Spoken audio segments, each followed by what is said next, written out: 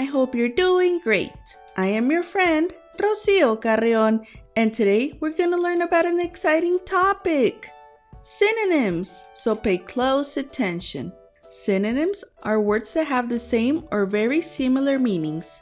They help us avoid repetition and make our language richer and more expressive. Why should we use synonyms? To avoid repetition.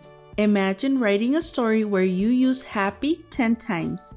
It would sound boring. Instead, you can switch it up with words like excited or thrilled. To sound more professional, using different words makes you sound more knowledgeable and confident in writing and speaking.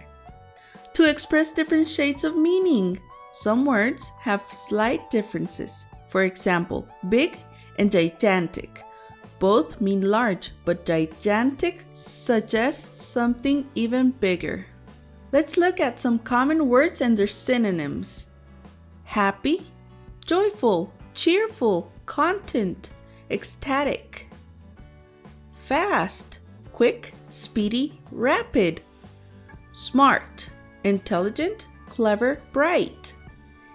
Angry, mad, furious, irritated. Beautiful, pretty, lovely, gorgeous. Let's take a look at some more examples.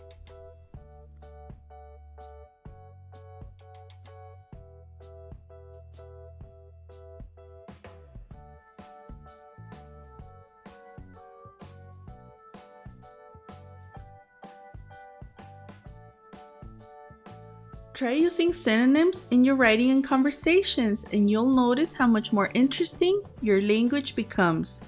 I really hope you liked this video. Hit the like button and subscribe. Have fun!